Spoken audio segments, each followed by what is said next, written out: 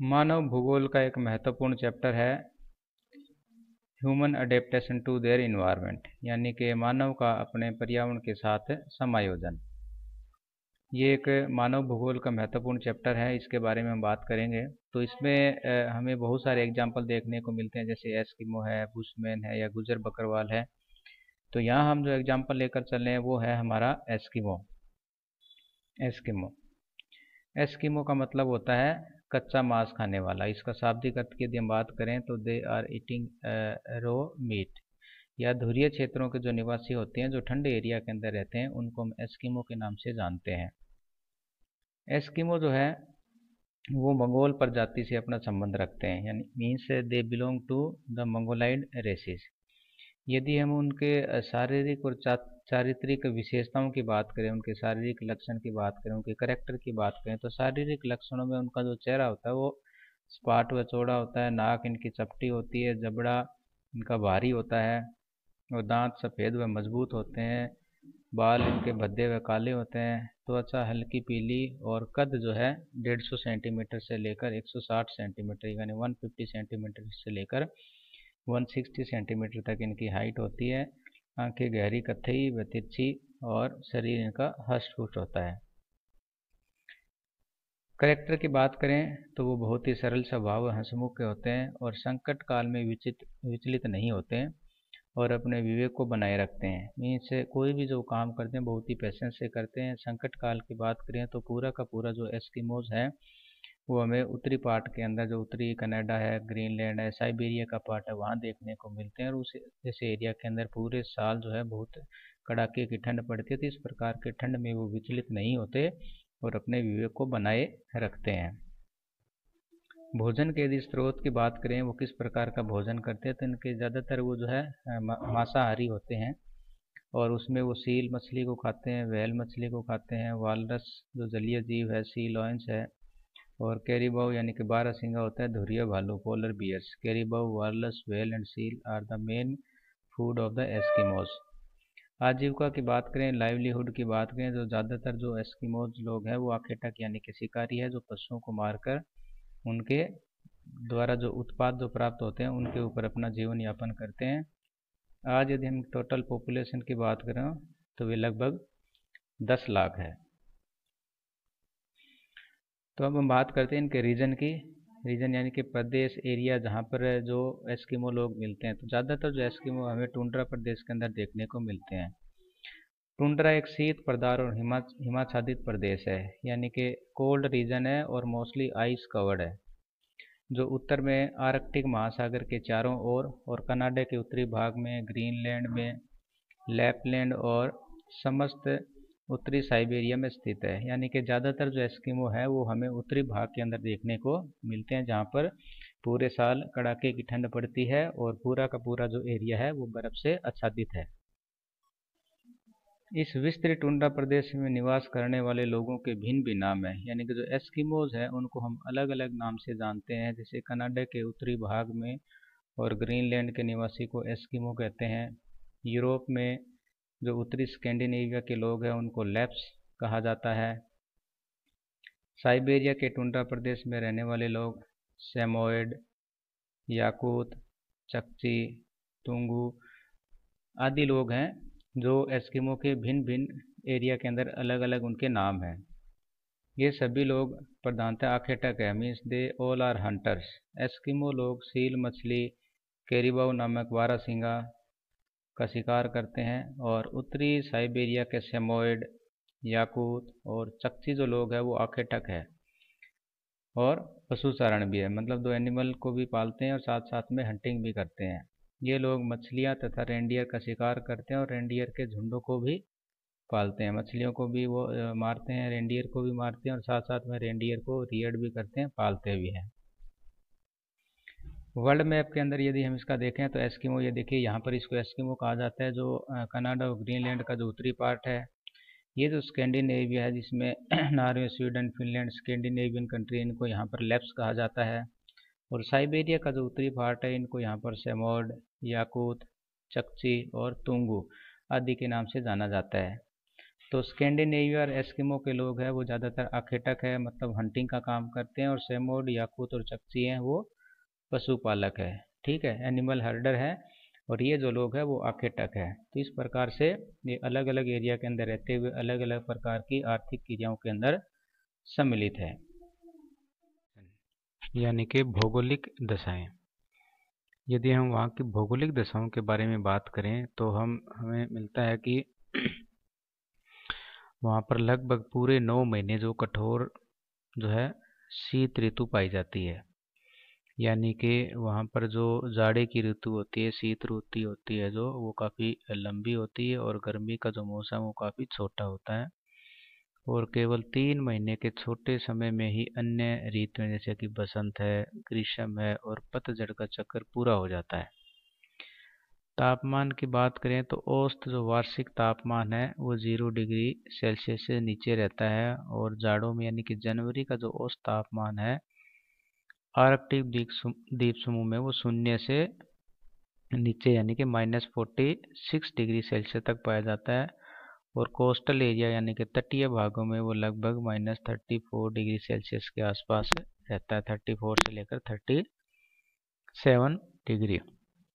इसका मतलब है कि वहाँ पर पूरे साल जो टेम्परेचर है वो माइनस में रहता है। इस माइनस के इतने माइनस टेम्परेचर में ही उन्होंने अपने आप को कैसे एडजस्ट किया है। तेज पवनों को रोकने के पेड़ों का अभाव है, मीन्स वहाँ पर जो फॉरेस्ट है वो काफ़ी कम है, और वहाँ पर बर्फ़ की आंधियाँ चलती है जिनको ब्लिज़र्ड्स के नाम से जाना जाता है। वेजिटेशन की बात करें तो केवल गर्मी के मौसम में शैवाल है, काई है, लिचेंस है और डेडलियंस आदि रंग बिरंगे फूलों की घासें और छोटी छोटी झाड़ियाँ उगाती है। परंतु गर्मी के अचानक समाप्त हो जाने पर उन्हें जो बर्फ़ की वर्षा होने लगती है, और भूमि पर सर्वत्र बर्फ़ की चादर बिछ जाती है। तो इतने कड़ाके की ठंड में एस्किमो ने अपने आप को वहाँ पर कैसे सरवाइव किया है, कैसे उन्होंने उस इन्वायरमेंट को अडॉप्ट किया है, ये अपने आप में एक बहुत ही महत्वपूर्ण बात है। Living organism. यदि हम लिविंग ऑर्गेनिज्म की बात करें वहाँ किस किस प्रकार के एनिमल पाए जाते हैं, तो आप देख सकते हैं यहाँ पर जो आर्कटिक लोमड़ी है, आर्कटिक फॉक्स है, कैरीबाऊ है। ये देखिए, ये कैरीबाऊ है जो डियर की तरह होता है, और वो इसका हंटिंग करते हैं और उसी को फिर जो है वो खाते हैं।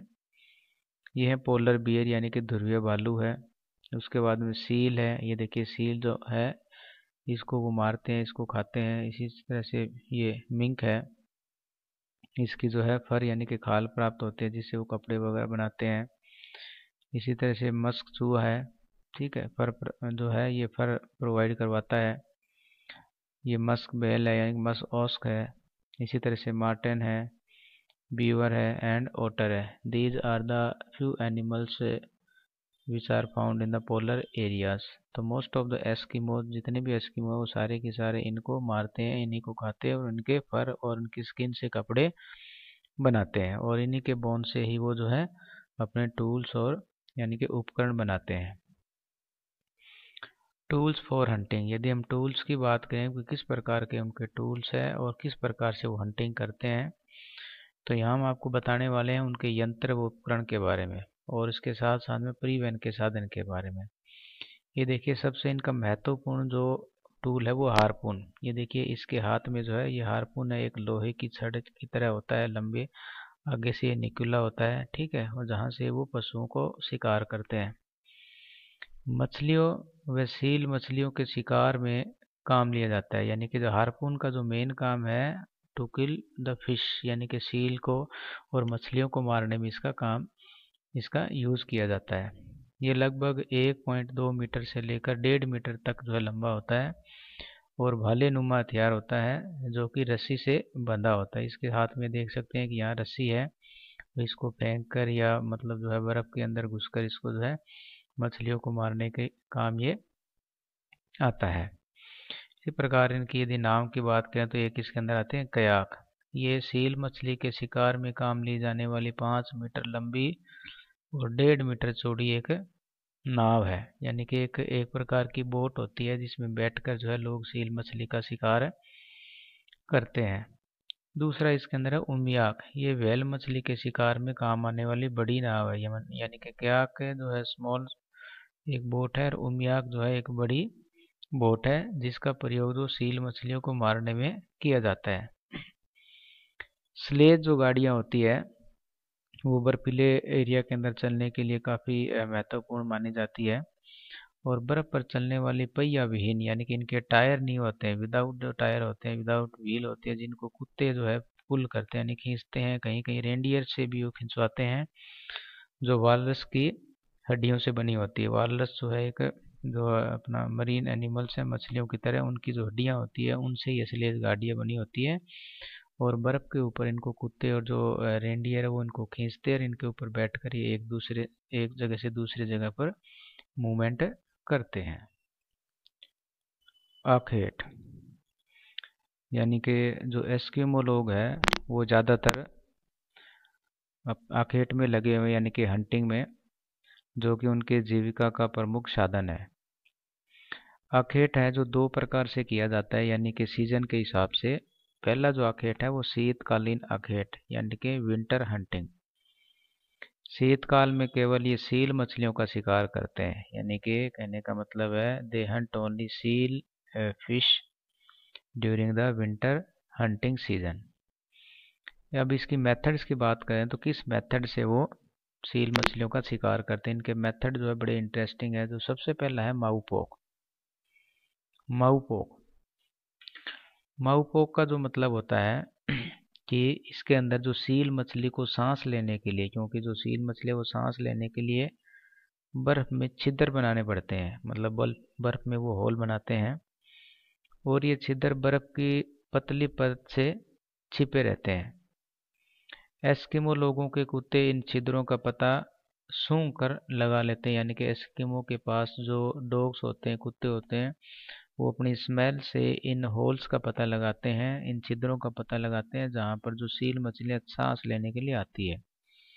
तो इन छिद्रों में एस्किमो हड्डी की एक छड़ लगा देते हैं, यानी कि ऊपर में एक जो है, मान लीजिए ये एक होल है, ये कोई वो है, इसके अंदर ये एक होल है, यहाँ पर ये एक जो है इस तरह से छड़ लगा देते हैं।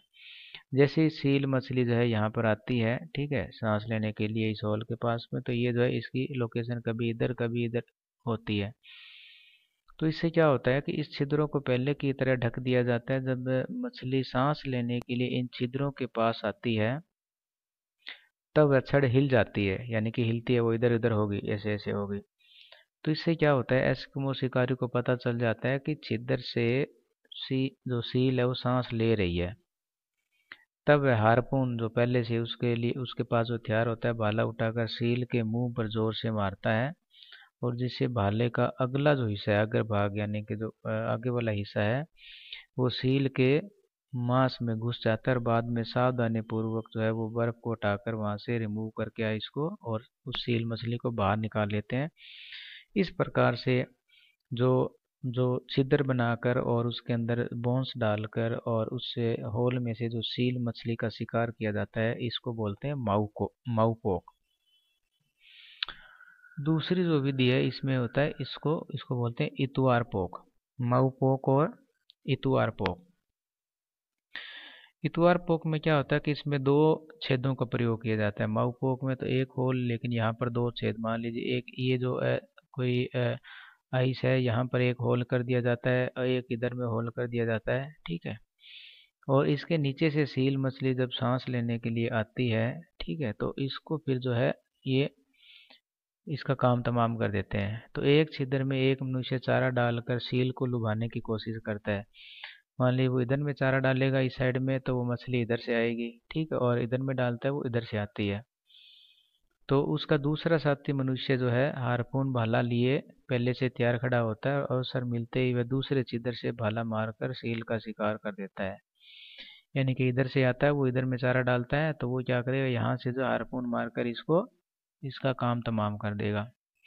तो इस प्रकार का, यानी कि जिसमें दो होल्स का यूज किया जाता है, उसको बोलते हैं इतवार पोक। तो माउपोक और इतवार पोक ये दो है जो शीतकालीन दौरान मछलियों का शिकार किया जाता है।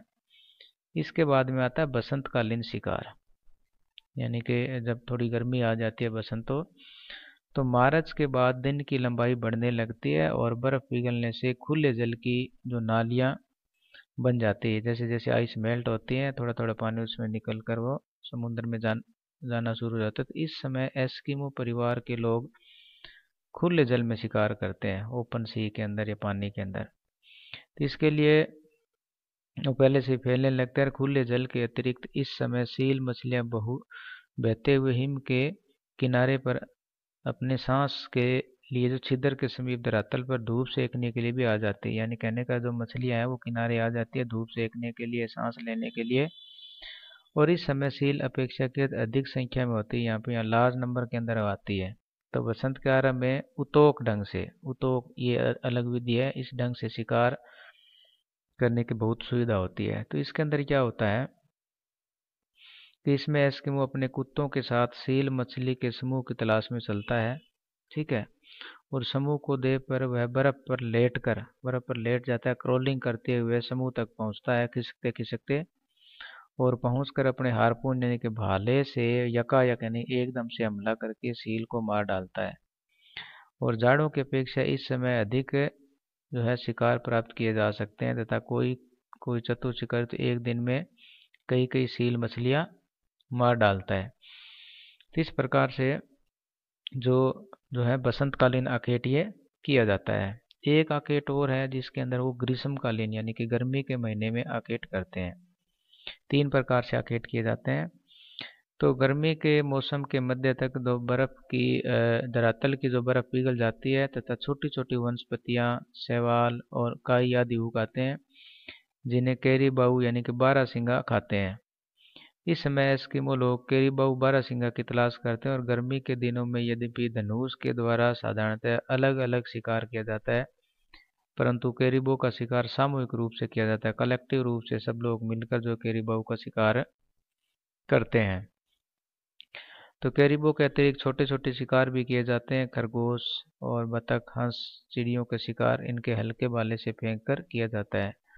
तो इस प्रकार से ये 3 प्रकार की इनकी हंटिंग करने की विधि है, जो शीतकालीन, बसंतकालीन और ग्रीष्मकालीन के दौरान अलग अलग विधियों से ये उनका शिकार करते हैं। वस्त्र यानी कि क्लोथ। एस्किमो जो है किस प्रकार के वस्त्र पहनते हैं?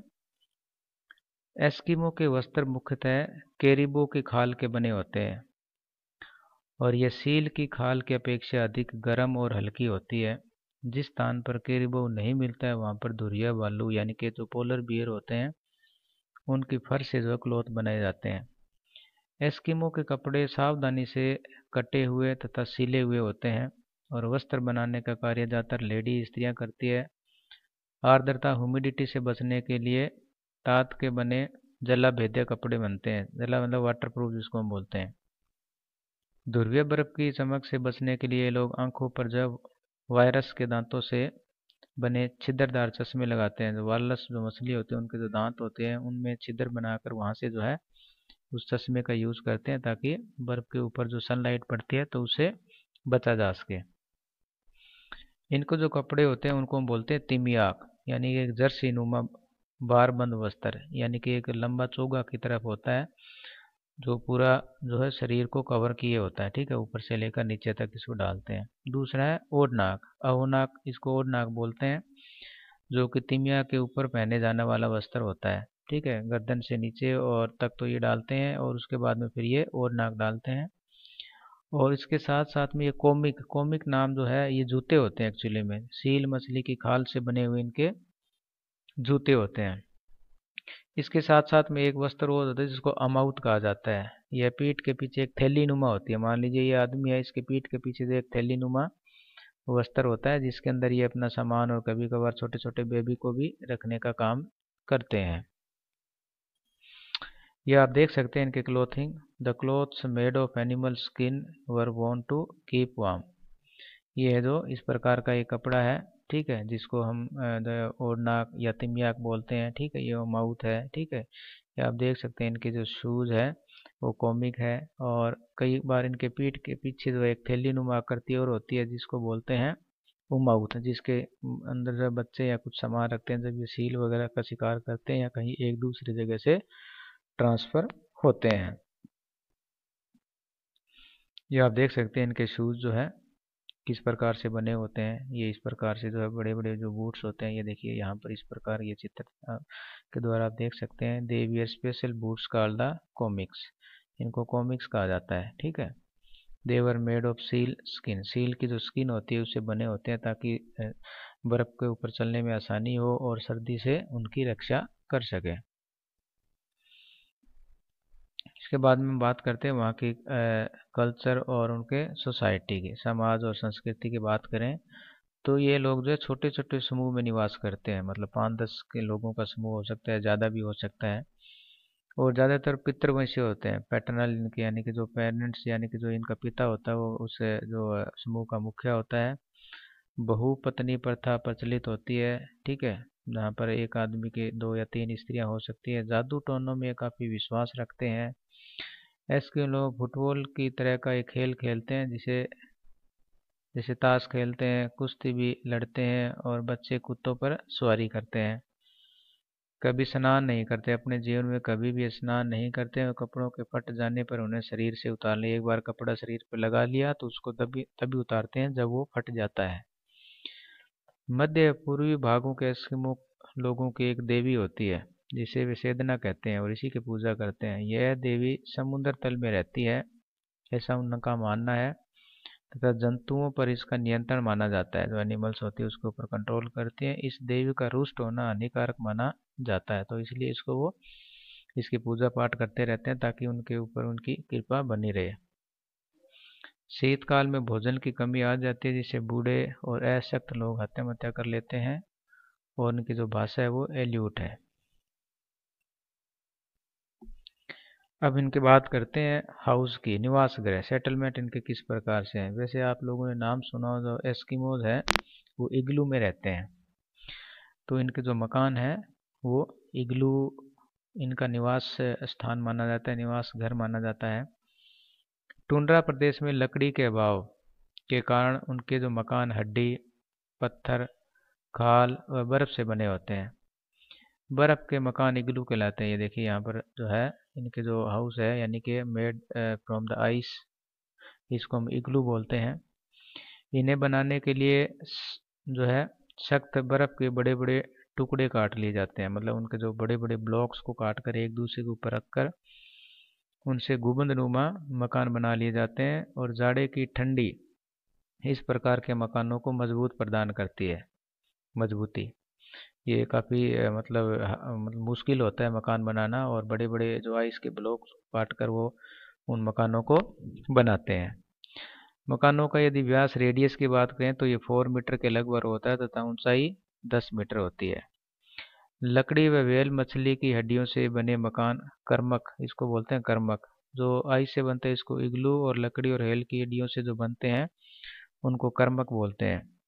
गर्मियों में ये लोग विशेष प्रकार के अस्थायी तंबू बनाकर रहते हैं, और ये जो तंबू होते हैं वो उनकी सील मछली और कैरिबो की खाल से बने होते हैं। ये आप यहाँ देख सकते हैं कि what are their homes like, ये इग्लू है, मतलब ये बड़े बड़े पत्थर के जो ब्लॉक्स हैं वो काट कर एक राउंडेड स्ट्रक्चर डोम के रूप में ये बनाते हैं। तो जब वो तैयार हो जाता है तो इस प्रकार से आप देख सकते हैं किस प्रकार से इग्लू है। ये इग्लू वियर्स और इग्लू, ठीक है। और ये tents made from wooden poles and skins, ठीक है।